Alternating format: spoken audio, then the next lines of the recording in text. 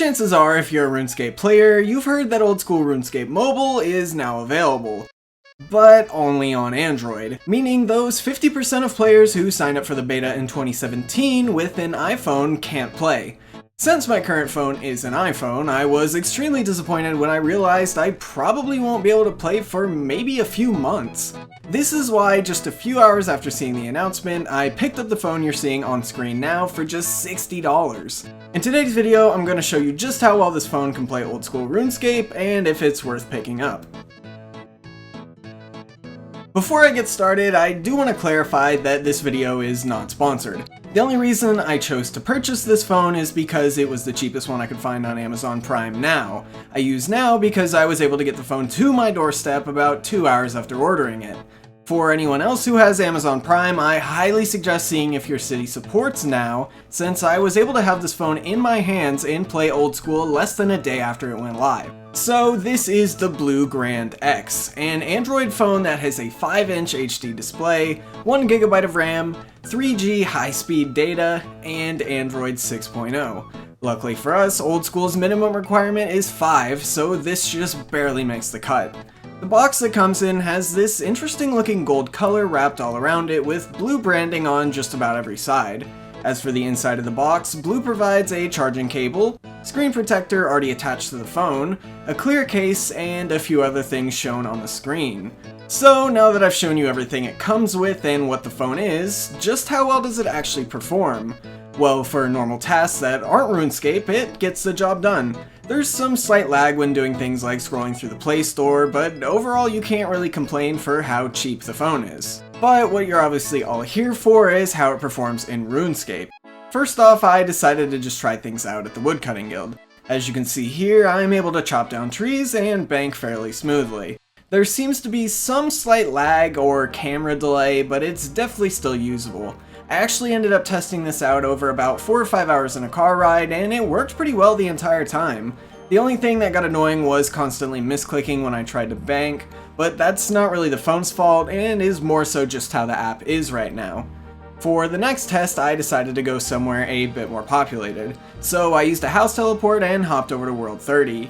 As you can tell, there is a massive lag spike as soon as I hop over, and way more lag in general than at the guild. It gets pretty bad, but I'd still consider it playable. The same issue happens in other populated areas such as the Grand Exchange.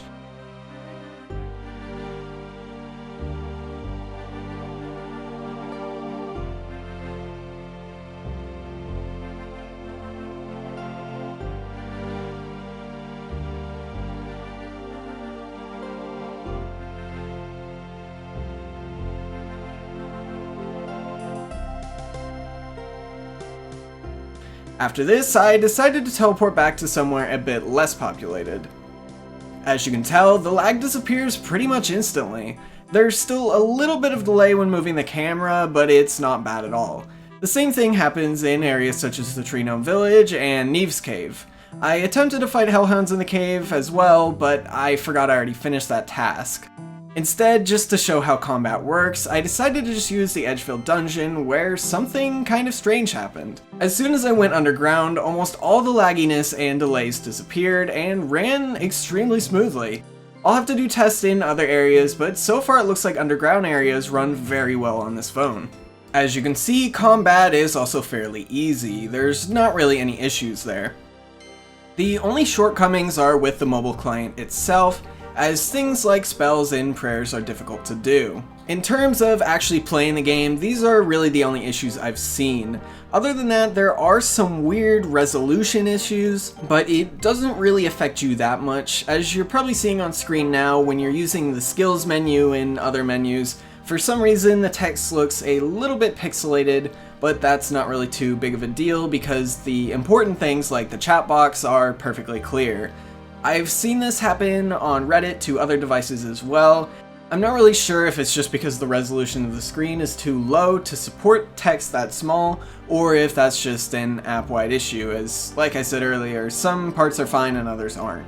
This will probably end up getting fixed sometime in the future. So now that you've seen how it performs, you might be wondering what the battery life is like. I've had this phone for about 48 hours now, and for $60, it's honestly pretty good. Over the course of 2 car rides that lasted about 2 to 3 hours each, the phone lost about 30% of its battery life each time. The only real issue I've had with the battery so far is when I first got the phone, it actually refused to boot up until I charged it a bit. I actually kind of thought the phone was just dead for a while, but you really just have to let it get to a certain percent before it really just lets you turn it on. Other than that, I turned it off right before a 10-hour flight when it was at about 50%, and when I tried to turn it on afterwards, the battery was just completely dead. Like, it would not turn on at all.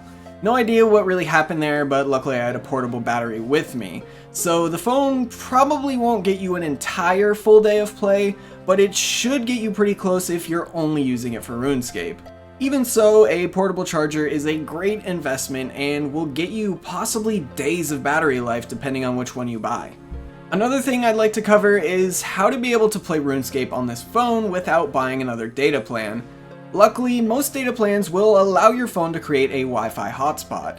So what I do whenever I'm out of the house is turn on my iPhone's hotspot and connect the Android to it. It works pretty flawlessly, and the only connectivity issues I've had are due to some places having bad service.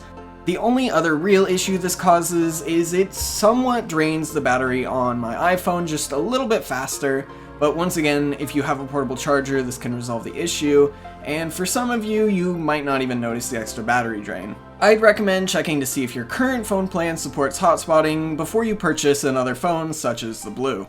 So overall, is this phone worth it? That really depends. If you're like me and you don't want to wait potentially a few months for an iOS release and just want something that gets the job done, this is the way to go. However, it also depends on the content you're doing. If you're just going to use it to AFK, do a few Slayer tasks, and maybe some light bossing, I would recommend this phone. Anything that needs a higher reaction time or a smoother experience, maybe look into getting a phone with a little bit more power. Personally, even after the iOS beta comes out, I probably will still end up using this phone to play Old School, as it allows me to just have a phone for just RuneScape. I don't know about you, but for $60 that's just a little nice convenience that I'd like to have. So, that's all for this video. As always, I really appreciate all of you Patreon supporters whose names are on screen. I actually used some of that Patreon money to help pay for this phone. Anyway, drop a like and maybe watch another video. Regardless of what you do, I'll see you in the next one.